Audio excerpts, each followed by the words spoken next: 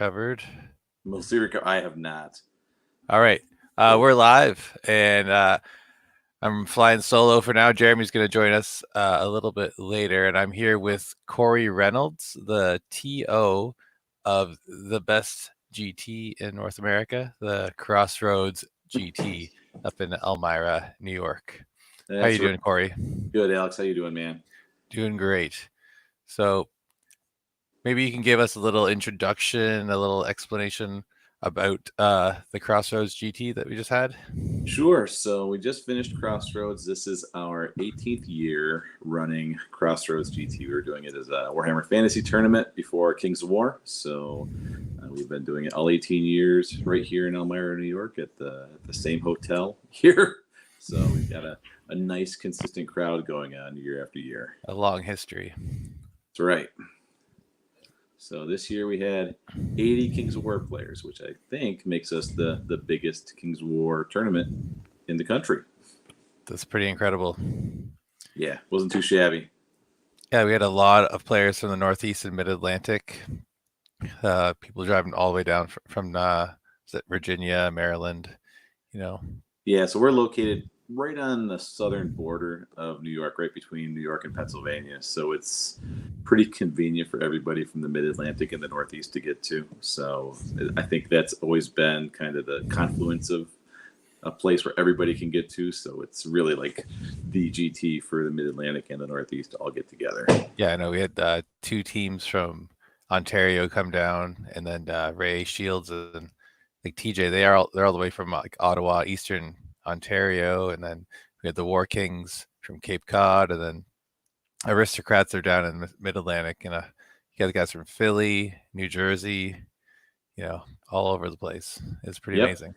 Yeah, we get a good geographic pull. So, could you explain like how the team format works for listeners? Sure. So what we've got, we started doing this probably 2 years before COVID hit, where we said, a 4-man team tournament is a pretty awesome format. So it's kind of based off the old ETC format from the Warhammer days, where you'd have 4 players, everybody's playing their own army list. So it's 4 singles, 4 2,300 point lists.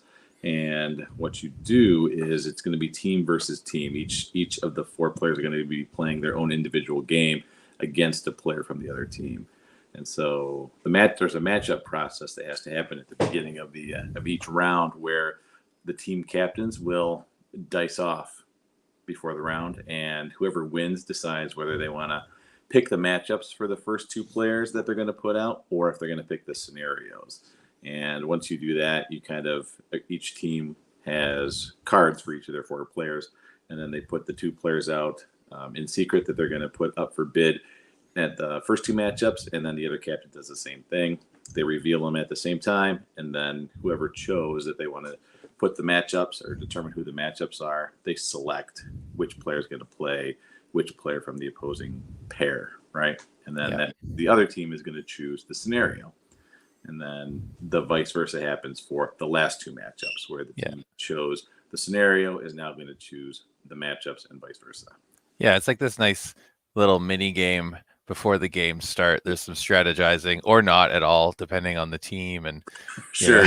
But for you guys, so you probably had like a lot of discussions, right? Because we give you like 20 minutes before the round officially. Yeah, so like, we kind of had a for our team. Like I was a part of the A team. It was me, John McCready, Mike McCready, and Steve MacArthur, and we had a general plan going into the weekend of like, we're going to put up John and Steve because they're the more combat oriented armies, kind of pair them. We're just going to see how that goes, and then we're just going to make sure one of them gets a good matchup at least.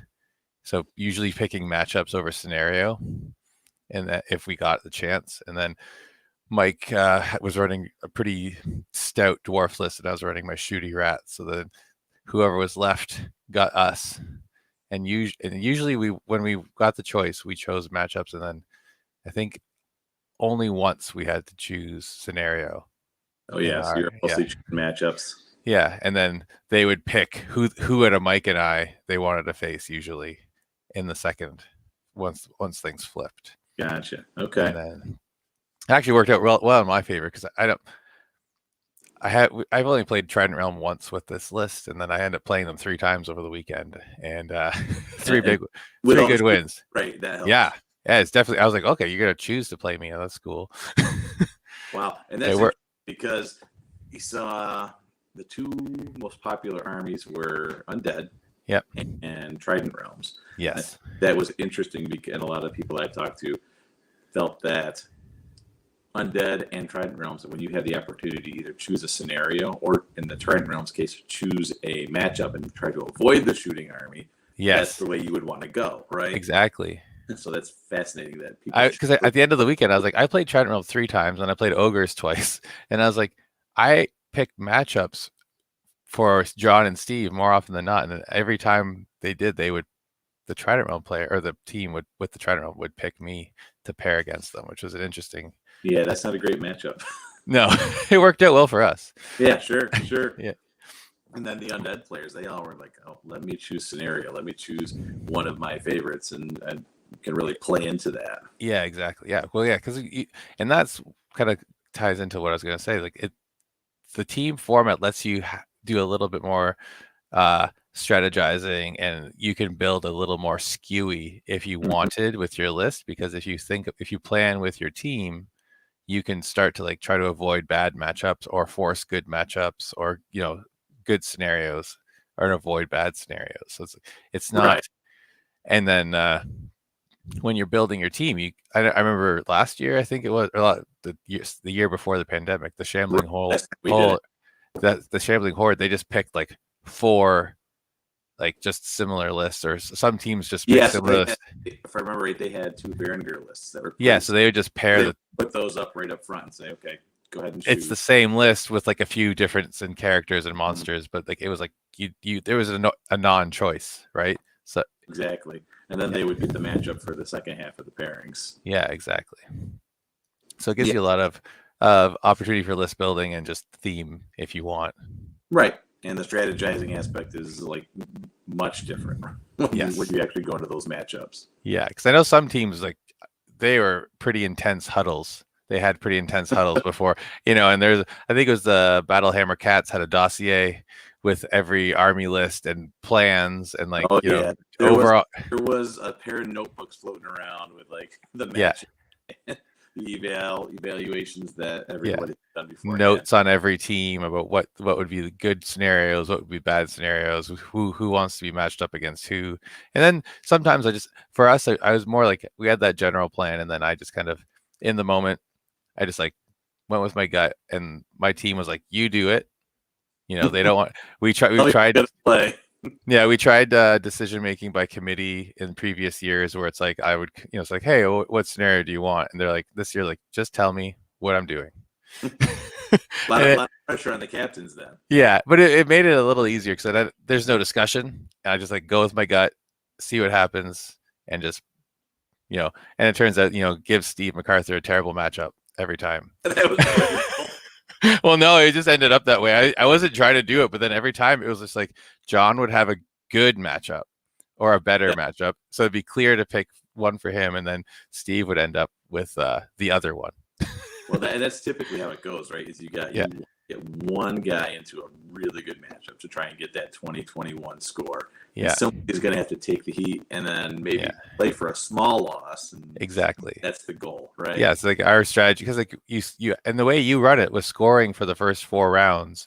There's 84 points available with 4 blackjack games, but you have a 60-point cap for the first 4 rounds so that things don't get out of hand if there's a lopsided matchup early on, right? Right. If somebody can take and you can still get max points in those rounds if somebody takes like a nice 5-point loss, right? And exactly. Then, in order to get somebody else a huge win, then so like our goal was like, just aim for the 45 to 50, like just get into the win category, and then just kind of push it and just make sure we don't get any big losses. So I think in the previous years we had a couple of matchups where just like things just went south, and we're like, you know what, let's just aim to be middle of the road for the whole weekend, or a little bit above average.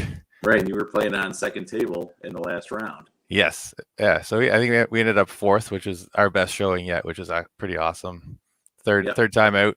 That far behind third place either. Yeah, we just I think we were 3 battle points behind Unplugged and like I think 7 paint points. But yeah, they have some beautiful armies, so that makes sense. That's right. That's correct. Yeah. And I think Jeremy's about to Hey, join us. Hey, Jeremy. There he is. So we're just talking about Crossroads GT. Gave everyone like a kind of brief overview of how it's run. You know what the general team format's like. You know how you can approach it as a player, as a team. Nice. Yeah. How is the vibe, Corey, back to the team? Because last year was just a singles event, right? Yeah, we went singles last year because it was kind of the first big event coming out of COVID, so we wanted to give everybody a chance just to play again, right? Sure. So now with a team event, I mean, everybody was super into it. I think super psyched. Yeah. Yeah, there was people in costumes. There was people with very elaborate gifts to give out. One of the guys from the other Canadian team was wearing a beaver outfit the entire weekend. Yeah, the other Canadian team was the Eager Beavers, and Nathan Cerrone, who was the one who printed and painted the Ewok army that Mike Rossi won for charity. Oh, cool! Yeah, he did that. He at was your the event, right? Yeah, he was the captain of the Eager Beavers, and he was dressed in a full beaver suit, a fleece beaver suit, in a room full of 100, in a conference room full of 100 sweaty men, and Kat Royer and Melissa. Right. Melissa, yes. Yeah. You know those like 2 or 3 tournaments that give you serious FOMO? For me, like Crossroads is one of those FOMO GTs. Like I'm looking at all the pictures and it's like, I like all these people. And it's just like one of those ones that I want to go to it, but it's for us California guys, it's like as far as we can go besides maybe like War Kings. It's the other corner of the country. Yeah, literally. It's like the Forrest Gump. I got to run across country and then I'll get there and be in great shape. So that's got to be the plan. But looks like you guys had a blast. Oh, it was an absolute riot. It's an amazing time. I always say like it's so bizarre because I don't know what it is about the team tournament format that does this, or if it's Kings of War combined with that. But it's like something about the team tournament format makes people build really like harder than normal lists. Mm-hmm. And then somehow make that more fun than a normal tournament. It's like harder than normal lists, but better sports experiences than normal. Yeah, everyone has a better time. It's just like it's in a good mood, right? Yeah, everyone's in a great mood the whole weekend. It's just crazy. As soon as you get it in the door on Friday until you leave on Sunday, it's just like amazing vibes because there's like you have the team camaraderie and then you have inter-team, joking back and forth. There's a lot more like communication during the day. Oh yeah, during the games. There's a lot more good-hearted trash talk going on. Yeah, exactly. Too. And I think it helps because like even if you're taking a beat down as an individual, your team can still be doing well, right? So it's not as deflating to take a loss personally, Yeah. Yeah, it's about how your team did that round. Everyone plays a role. Like you can, eat the bad matchup, get stomped, but it's for the greater good, and then your team had a good round. Right. And it's like taking that we all have that club experience, right? Where when you're at a tournament with your club, you're wondering, oh, how'd you do? Or how'd you, it's like that to like the 11, right? I would imagine, idea, right? Where you're curious about how each other did, but now it's like it means something. Yeah. Well, it's kind of like from what I hear as a non-Masters player, it's like when you go with your region to Masters, you have like your crew, right? You got your guys and you're playing together. You're playing individually, but you're playing together. And, it's definitely a very similar vibe to that, I think, because you really do care about how all your teammates are doing within your region at Masters too. Yeah. So, where do you think we're going to be going with? Actually, you know what? Let's talk about who won. So that's okay. Great. Yeah. So top 3 finishers. So the Unplugged Gamers actually took a loss in the first round against the Aristocrats, and then submarine back up to the top to finish 3rd place. Second time in a row over us. That's right. That's right. Then 2nd place, and it was really a battle kind of back and forth between the Aristocrats and Drunken Disordered, which are the Nerdhammer guys. So it was those 2 teams kind of duking it out. They were literally neck and neck throughout the entire weekend. And it wasn't. It was. I think they were tied on battle points going into the last round, actually. And so it turned out that Drunken Disorder took it out, got it by like 7 points in the last round to take overall for the event. But it was super close and super competitive throughout the whole weekend. Yeah, heading into round 5, Alan Buhner came up to me. He's like, "Coos, you gotta take him out," because we were paired up with the Aristocrats. I think Alan lost like 5 years of life throughout this. He's like, he was. I saw him after round 4 at lunch, and man, that guy always has a smile on his face, and he looked like he was at a funeral. He was so focused. Just focused. Yeah. He's always like jovial, joking around. He's like, no, dead on. Here's what we're doing. Yeah, it was amazing. Yeah, Rob always gives me crap for that when I have like tournament face on and I'm trying to concentrate. And he'll come over and he'll be like, "Why are you such an a-hole, Jeremy?" And it's like, I'm just trying to concentrate. You gotta tune everything out. You just gotta focus. I mean, to play at that level against that sort of competition, you need to be paying attention. So like round 5, like Alex said before. I think just before you got on, Jeremy, is like there's a lot of focus on what the captain's doing, especially he's choosing matchups, trying to decide who should get the good scenario. Oh yeah, I can imagine. There's so much strategy involved in that, right? So. Yeah, going in, we went against the Aristocrats in round 5 on table 2, like you're saying, and it was Ray Shields, treasonous Ray Shields, captaining the Aristocrats against us. So who played for them? Was it Ray, Alex? It was Ray, Alex, Mike Austin, and then Mike Zettelmeyer, the free agent acquisition of the offseason.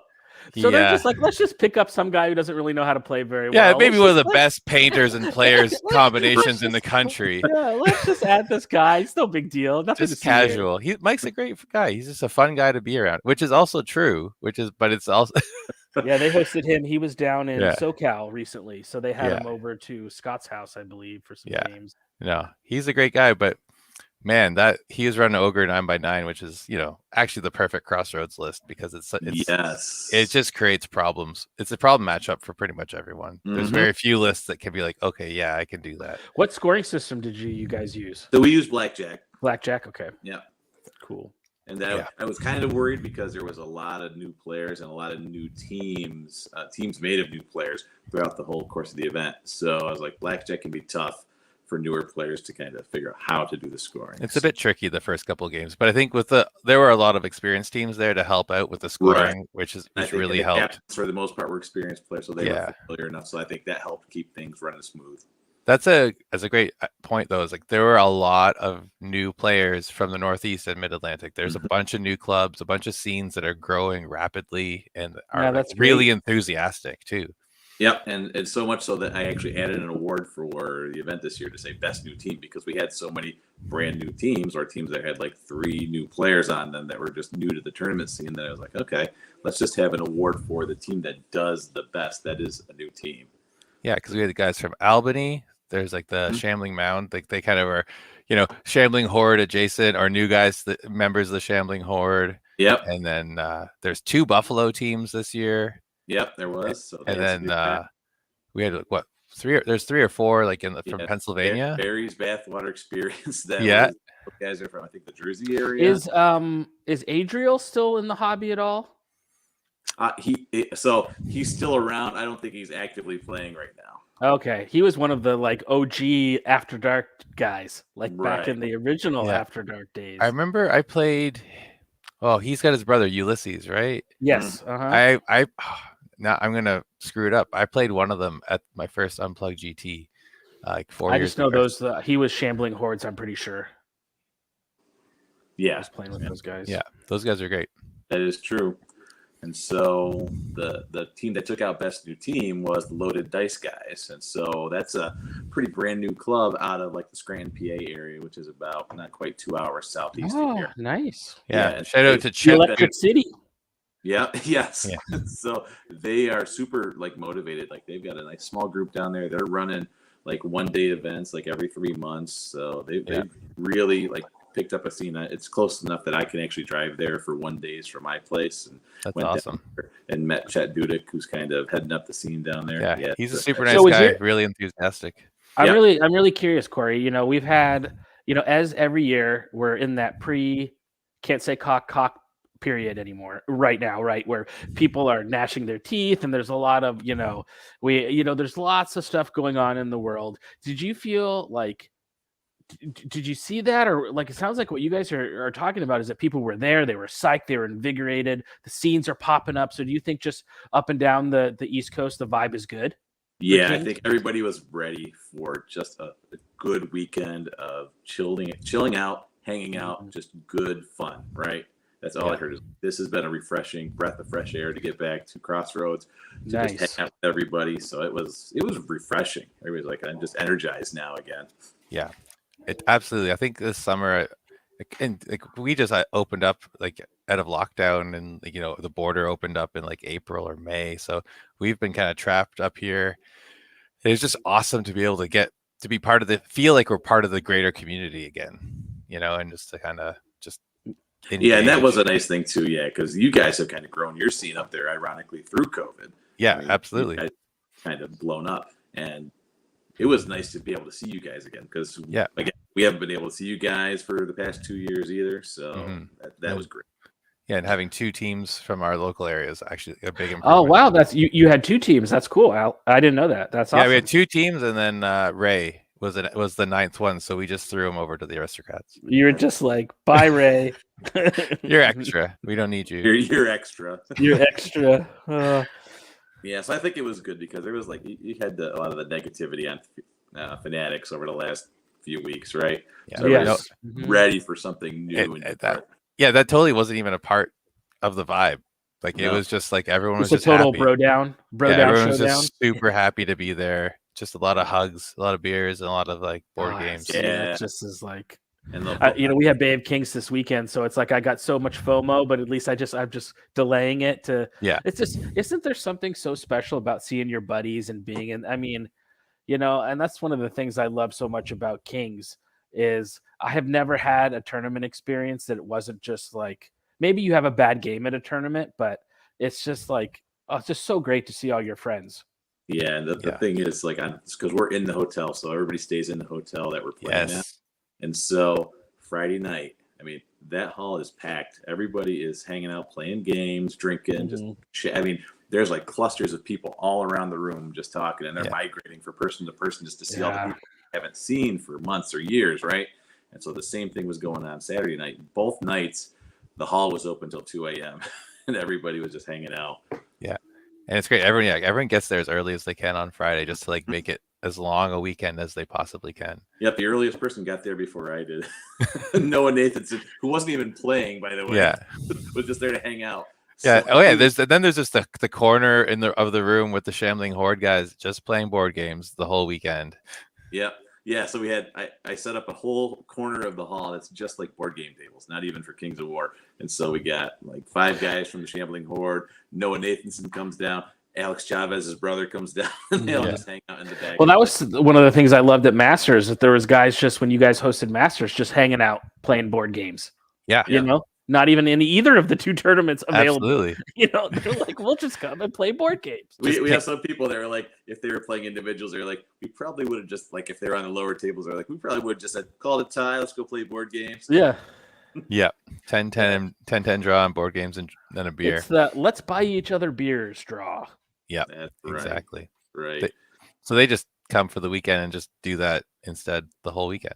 Oh man, that's so awesome. Yeah, Melissa, so my wife helps me out every year. So she helps do all the scorekeeping and organizing everything, selling the raffle tickets. Like she's as integral to this whole thing as I am. And so she says, I just love seeing how happy people are when they get here. They're so excited to be here, and nobody is sour. Well, that's the thing. When you like you're saying, it's like everyone is in the hotel. You set it up so like Saturday night we have the giant like taco bar, Mexican buffet.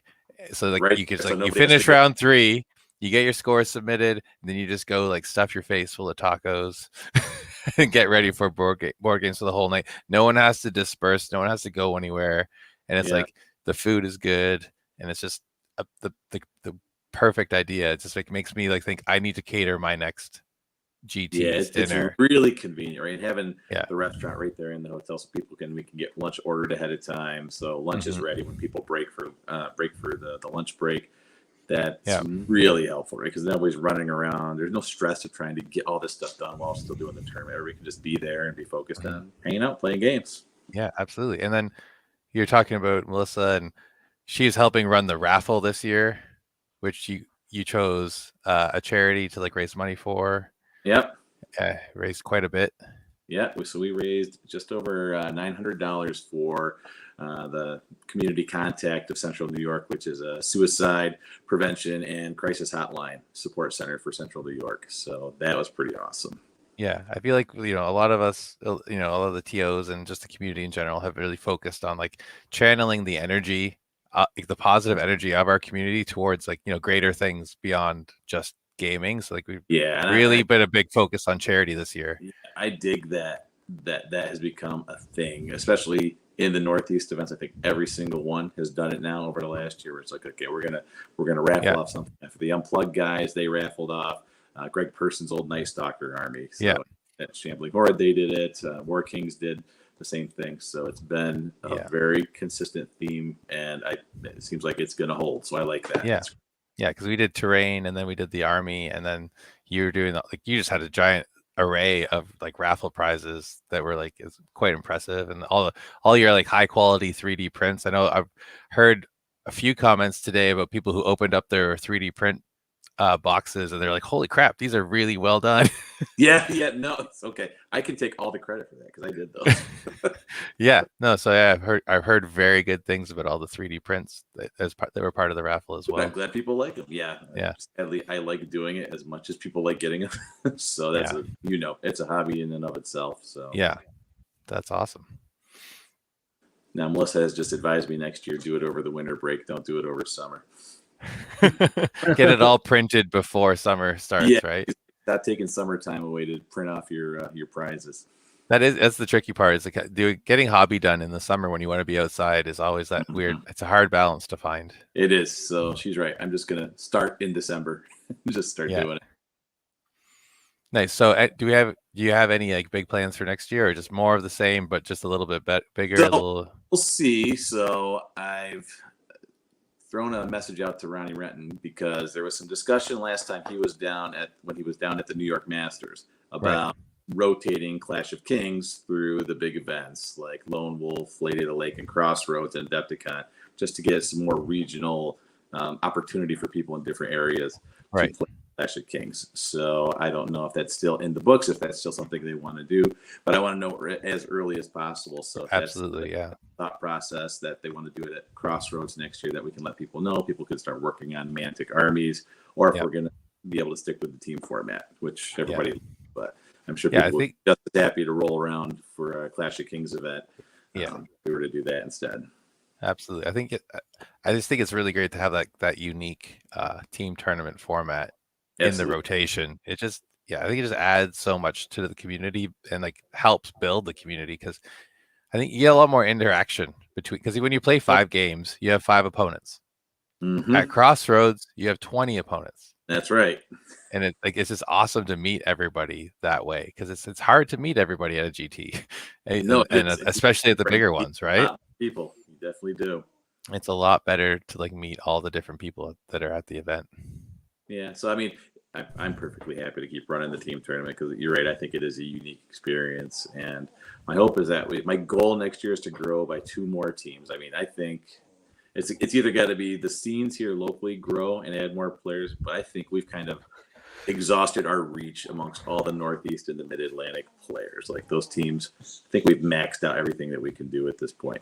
So my hope is that we can get some people from the Ohio area, because that's not too far to drive out to New York. Michigan still is close to, and maybe get some people from like the Tennessee area to come up our way, because that's still a drivable distance too. So reach a little further south into the Mid-Atlantic or the upper Southeast region, and then pull some of those Midwestern guys in here. Felix Castro, I'm calling you. So gather the troops, Felix. Well, and Britton and I have talked about getting a team ready for Crossroads like many times. So I know that's on our bucket list to try to get, a West team out there for Crossroads. Do it. since and that would be so fun because it's like Alex and I are brothers, except for like when it comes to Crossroads, we're mortal enemies. Mortal enemies. You're Captain Mano a Mano. Yeah, take you out. exactly. So yeah, no, I think it's a great idea. Like what Alex says is having a variety in your tournament menu is always really good. And Crossroads being such a big team event, it is a really nice, dish on the menu that's different from other events. So I think that's cool. Yeah, have that uniqueness. Yeah, there was a lot of hype the week leading up to it. Everybody's like, I get texts, I get Facebook messages all week. Like, I'm ready, I'm coming. Can't wait. And it's really good for hobby motivation and just general gaming motivation because, like we were saying, the summer is a bit of a lull. It's tough, but you have Crossroads coming up. You have 3 people relying on you to not screw up and to show up, right? Relying on you to get there. Yeah. So that's a question. What would you say? Let's 2 hobby questions. One would be, now that we're further and further away from the olden days, what's it looking like Mantic Army wise up there? And then also, how is the hobby level at Crossroads this year? So 2 questions. The first one, I don't think the Mantic hobby side has taken hold as much up here, right? Okay. It's actually, there's a lot of people leaning into 3D printed armies. There was a lot of fully. So a lot of 3D printed armies this year. Yeah. A ton actually. So that's a trend. And then secondarily, the hobby standard is way up here. Alex agrees, right? I'm like we're on the drive home, and I'm like, okay, I really need to buckle down this winter so that for next Crossroads, you want to have at least 2 standout armies on your team. Yeah, it looks like. And that was consistent, right, for the teams, right? Because we did paint scoring for each team as a whole. And so the team did really well. Typically had 2 really standout armies, and then the other 2 armies were well above average, right? Yeah. Well above your tabletop standard. Yeah. And so that was kind of the expectation, I guess, the norm for the weekend. And so I was thinking, so we did some individual awards too, right? So we did Player's Choice and favorite individual opponent throughout the weekend. And for the Player's Choice, my thought process is, me and the paint judges, we would take the 10 best armies out of the room, have them all line up. We had a center table that was vacant, have them all line up there so people could vote on best favorite army. Well, I had to pull 15 because there was that many. There's too many good choices. Stellar armies there to choose from. Couldn't down any further. That row of armies was like stunning. Yeah, just awesome. It really was. Yeah, so it's really impressive. Yeah, I would say the average army is the average army is way better than what it used to be too. Yeah, and congrats to Kat Royer got player with her salamanders. That's an incredible army, and her Rakawas model is awesome. Just like it is cool. You just walk by, and you stop at the table. You got to look at it. Yeah, it's a great centerpiece model because it just stands out and it pops with that pale skin against everything else in that army. Yeah, it's awesome. So it's really great. She was stoked. She was overcome with emotion when she won the award. So that was awesome to see. And the guy that finished second, Drew Casertino. Yeah. When you talk about the paint rush, he was painting his army like the week of. He was like, I just got busted it out. The night before, I think he was saying he was I'm not familiar with that. You don't know what that's like at all, Drew. It's the Jeremy special. That army was great. It was like all gnolls. Yeah, it was ogres that were gnolls. Oh, very cool. It was really great. I loved it. But then you had Mike Zettelmeyer's like ogre army was there, and then Mike Adkins, and all the regulars, Bart Kaler's Trident Realm, which I got to face in round 1. So I got like the best. I got to bookend my Crossroads with Bart for game 1, and then Ray Shields for game 5. So I had like, oh wow, my whole weekend was just sandwiched between the 2 of the nicest guys. Ray is a great opponent. Trident Realms list, right? Yeah, no, that was my third fish fight of the weekend to end the weekend. So, but I will say to Ray, good game. But I am top Canadian, so don't forget.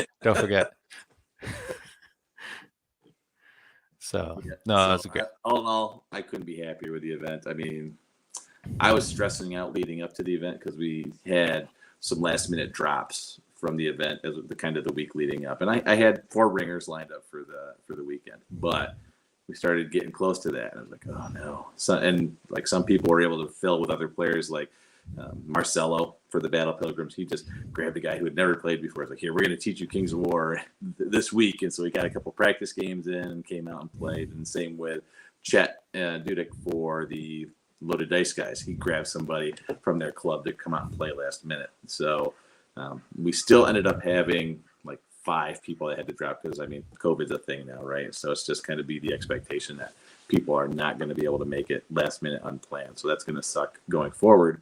And in a team format, that's extra hard to handle, right? Because you've got to have complete teams and you got to have an even number of teams. So we were even considering like, okay, do we have enough drops where we can merge a couple teams and drop down to 18 teams from 20? So what we ended up doing was we had some ringers fill in, and then we had 2 teams that were made up of 3 players each. And so they played each other for 1 round, but then going forward, what we ended up doing was we had to get creative and say, okay, those teams are going to take like a 5-point loss for the missing player, but the extra player on the team that has a full contingent, that 4th player would actually play the other 4th man out on the other team that's playing the other 3-man team. So they still had to earn their victory for their team to get the points when they were doing that. So that worked out better than I could have expected. I was like, oh, this is going to be a fiasco trying to negotiate this, but everybody was on board and didn't have any problems with us. That was I thought that was a really elegant solution. I think it worked out pretty well. Like I think it ends up everyone gets to play, right? Yeah, every round. There's like, no one has to sit out for a round. That's the worst. That's awful. So yeah. So that worked out well, and like I said, everybody was very easy going and go with the flow with it, and so it worked out. So I was pretty happy with it. My sleepless nights for the last 2 weeks were all for nothing. I bet. Like I know what it's like running a smaller event, like running an 80-person GT that takes over a hotel for the whole weekend. Yeah, that's a lot of responsibility. Yeah. Yep. And you said the hotel. The staff there at that hotel are amazing, right? You've experienced firsthand. So was this at the casino or not at the casino? No. So the casino, we only ran it there for the Masters that 1 year. Oh, okay, gotcha. So Crossroads, we run it at a hotel. It's about 20 minutes east of the Masters casino. It's in a small little town called Elmira, New York. It's right off the interstate highway there. So we've been at this hotel. Now, is it true that's where Mark Twain is from? It is true. Okay, because I was looking. I like to get stickers for my figure case of all the places I've played Kings of War. Oh, nice. So I was doing research on what made Elmira unique to try to find like a cool sticker, and then it was like, so I got one with like Mark Twain's face on it, and I was like, is this really true? That is legitimate. You didn't want the one that says we have 2 max security prisons. No. I decided to go away from the prison motif. The drive home, it's prison row. You drive home. It's like in the first, you drive past the 2 giant prisons. Yeah, that's the true thing too. Yeah. But the hotel staff there, we've been at the same hotel since the get-go, and the people there are amazing. I mean, they really enjoy having us there. There's a lot of love between our players and the staff that work there. Very friendly, kind people. Everyone's just patient and they go out of their way to kind of take. I mean, listen, we leave trash cans full of beer bottles and empty bottles of liquor in cans, and every morning we come into a spotless room. They keep us watered and hydrated the entire weekend. So much water. So much water, and the food and everything. I mean, they're on top of it, and the same thing. I get the same feedback from the hotel staff every year is that they say, you guys are a treat to have on. So I guess that speaks to the quality of the players too. Is that the hotels, like, we love having you guys here. Your folks are so friendly. They're just easygoing. They talk to us and involve us in everything. So I think it's a good relationship in both directions. Yeah, I always say, like, Kings of War, it just weeds out a lot of those negative personality types.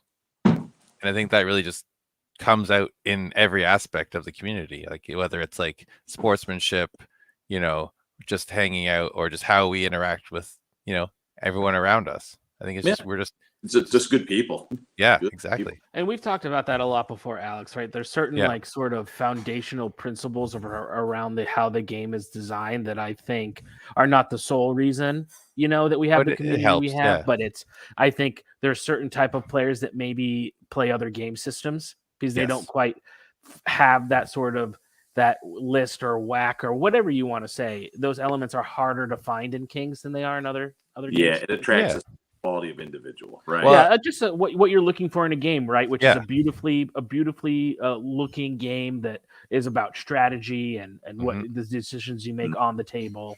Yeah. Well, I've said before, like this, the store with their new gaming space, you get like 20 or 30 of us in there, and like the other patrons are like, "Oh, Kings of War guys. Those are the guys that have fun and look like, that are nice." Yeah, they're really nice. Yeah, actually, so when John Vanas ran Unplugged earlier this year, he ran in a new venue in a game store out in Massachusetts near Boston. And like the store owner was a little sketchy on the whole thing because he's like, I don't know you, I don't know your crowd, any of that. So afterwards, he said, "You guys are a treat of a crowd. You're welcome here anytime. You guys are awesome." So he got that feedback. So that You, sir, are a gentleman and a scholar. You are welcome back here Yeah. anytime. He did. He's like, "You guys are nothing like the 40K players." Jeez Louise. Yeah, like whatever game you want, but yeah, it does. Each game has its own, personality archetype. We all know Yeah, it. yeah. I mean, I like Alex had mentioned earlier, there was a ton of new players at this event. I think we were close to 20 new players like within the last year that started playing Kings of War and picked up. Wow, that is incredible. Yeah. That is really cool. It's like real growth, and I had multiple people from that group come up to me and say, I had low expectations just because I played other games and I know what other games tournaments are like. And they said, that is not the case here. As they said, people are very gracious on the tabletop, very helpful, and it's just a totally different vibe. And they said, it's not that it wasn't competitive. They said, definitely I got my ass handed to me, but I didn't feel bad afterwards. I didn't feel like I got taken advantage of because of my lack of knowledge. It was just, this was a fun game, and they knew what they were doing, but nobody ever took advantage of me and just helped me along in certain situations too. I gave out advice like, you probably don't want to do that kind of stuff. Yeah. And it's like, so I just remember I'm coming back. I'm in. I remember the first time we went to Crossroads, and Steve and I had been playing, in his basement for a couple of years, and he started branching out to the store and getting a few people who are semi-regular to play. But you have like a pretty small community of we had 8 people at a one day leading up to Crossroads, and that was the entire community. And you feel pretty good. You're like, I know the game, and then you show up to Crossroads and you just get. I think I got 2 wins that weekend, and started the weekend with Alex Chavez and ended the weekend with Mike Zettelmeyer. Well, yeah, just a light schedule. Just a light schedule. I was like, oh, that hurt, but it was a growth experience. Because at no point did I feel like I didn't feel offended or I didn't feel wounded. Yeah. I just was like, it was fun. The whole time was fun. I was just getting stomped, but it was a great experience. And a lot in Kings, when you do get stopped, it's because you didn't see a flank or you didn't. It's something that once you see it, you're like, oh, okay, I totally get it. You got me. Well, then we came back the next year, right? Yeah, we came back the next year and played the same. We played against their same teams, right? And they're like, "Oh, you guys have learned." We still, exactly right. I think we split the games that year. I think I still lost to Alex, but it was. And then this year again, it's we ended up playing against the Aristocrats again, and Alex won again. But that's just, I think that's what happens. Yeah, Alex and Mike, they're just going to win games. But when you lose to a former U.S. master, that's okay in my book. I'm like, well, that's the he got to play John this year, and and that was a really close game. It was the last one that finished. We were all watching the final turns, and it was tense. And oh, cool. But he's like, that was one of the hardest games I've ever played, and it came down to a few dice rolls at the end of the game, and it was one of the best experiences of Kings of War that I've had. And that's when you know it's a close game, right? When it hinges on a couple of those dice rolls near the end of the game. Yeah, totally. Yeah, and I think this sums it up. You can play, the hardest game, and you can still be laughing at the end of it and And say, those like, two yeah, things I are not enjoyed that. mutually exclusive, right? Exactly. You can have them Exactly. together. No, like Ray and I played, and it was like the first few turns we were both just like scratching our heads and just like staring at each other, like, I don't want to be here, but I do. Like, it's like the one game I don't want to play, but I want to play. What army did he have? He had his Trident Realm army His with Trident Realms? Okay, double cool. Worm Riders, Worm Rider Mhm. Centurions, Knuckers. He's been, kicking the ass with that list this year. Have So you seen his? I really love his Ratkin because they're like alpine rats. Yes. Yeah, I just think for rats, he has one of the more unique looking rat armies in the country. Mhm. I Yeah, really dig his rat. Ray and I played at Masters in San Antonio. It was rat on rat, and he had the alpine rats. Yeah, so I just really love his theme of that army. It's just super cool. Yeah. it is cool. Yeah, I can remember Alex Chavez was using that army at Crossroads the first time I played him. Oh yeah, Because he was boring. That was just after he had won Masters, and he's like, I didn't want to bring dwarves, so I wanted to bring a different army to every tournament or something like that. So he took Ray's rats. But Nice. So interesting thing, because Alex, you said the games at the last round were really close. So we had an artificial cap in place of 60 points per round is what you could max out at for all the rounds 1 through 4, just to keep somebody from running away from it, because they got a really favorable matchup where they were able to raffle stomp like 4 players and get all max wins. And then the last round is uncapped, so you could get the max 84 points for 4 wins. It must have worked, and we must have had every team pretty evenly matched by that 5th round, because nobody went over that 60 points in that last round. yeah. Interesting. Nobody blew anybody's doors off in that last round. And your logic behind that is you want to make sure the last round matters, right? Right, because the first year we did it, we didn't have a cap, and one of the really good teams just got a really favorable matchup that first round, and they like almost capped out at like 80, and no one ever caught them. Points. It was just like nobody could catch them after that, right? And so it put the whole tournament away almost from the get go. So after that, it's like, okay, we need a cap, because early on you could play some newer teams that might not be able to keep up, and nobody can catch you. It's really hard to get 4 blackjacks and 420 point wins, right? Yeah. So once that happens, it really sucks the wind out of the event. Oh yeah, it's tough to catch. If you get like some early blackjacks, it is really hard to catch. Like even starting round 3, it's really hard to get 3 wins. Yeah, because everyone is just paired up, matched at that point. Well, and the thing is, like, you have 2 captains who are actively trying to create favorable and unfavorable matchups and scenarios, and it's just like it's really hard to get an advantage and like get 3 wins. Yep, and I was surprised at how many rounds, like you said, from round 3 on, were really close. They were like 30 to 40 points, and nobody was even bumping up above 50 points beyond that. So it kept like in the last round, the top 6 teams were all within play to win the event, I think.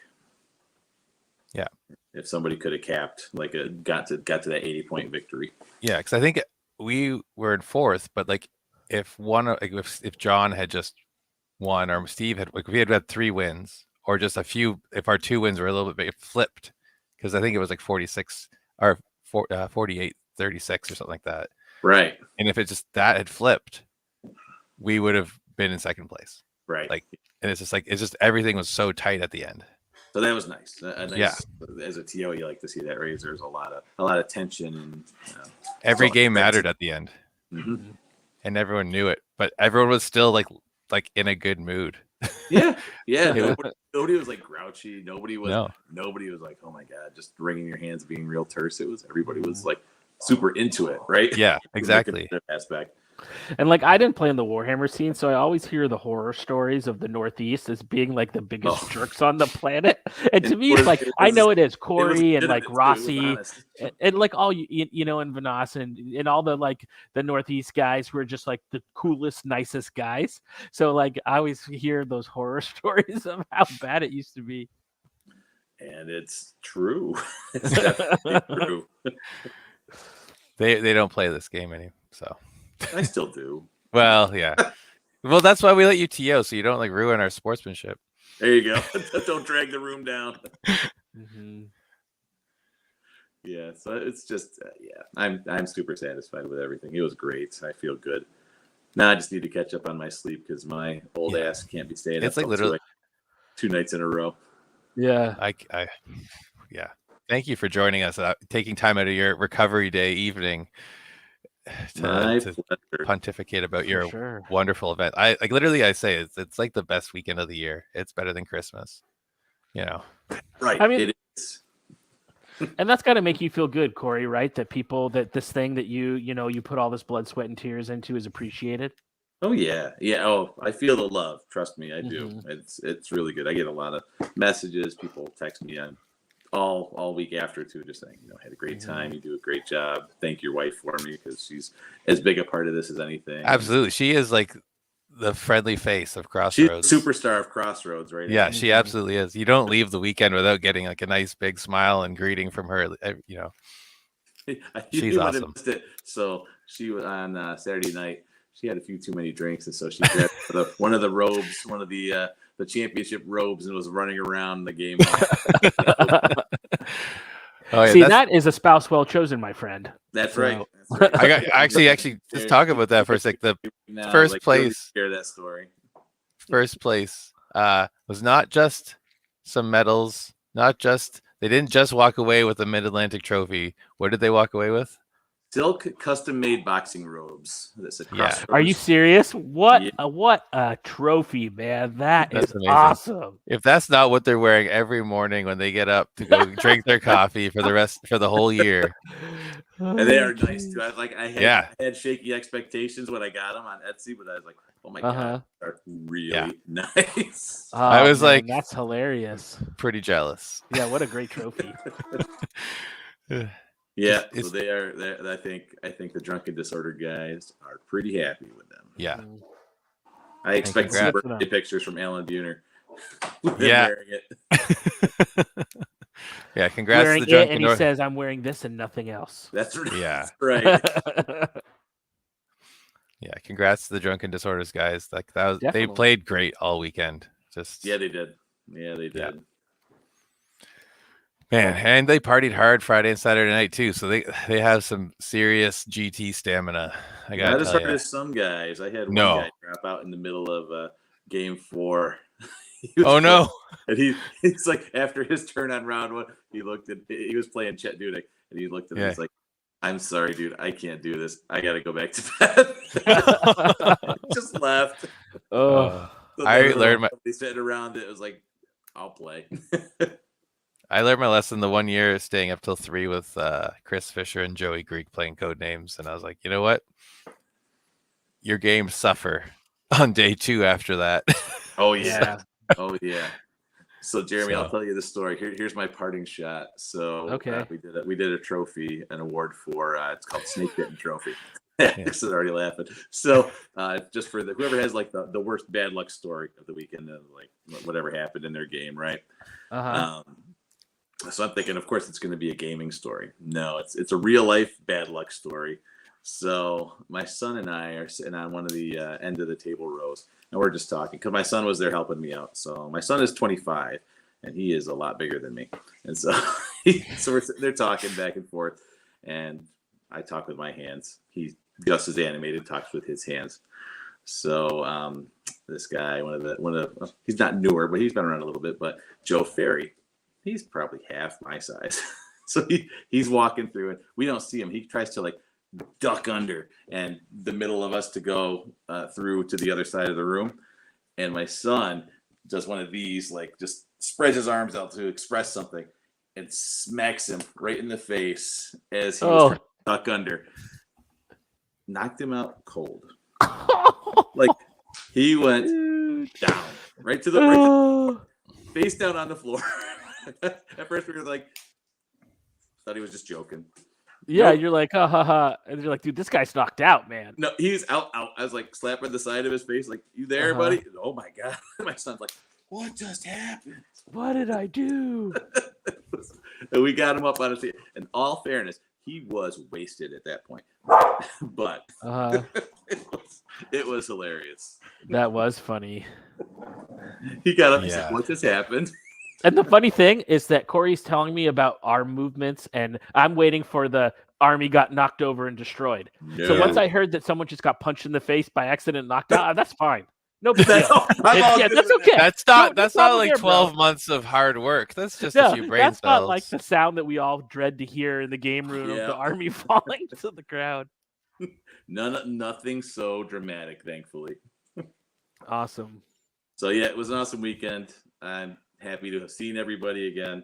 I'm sad that there's not another GT for a while now.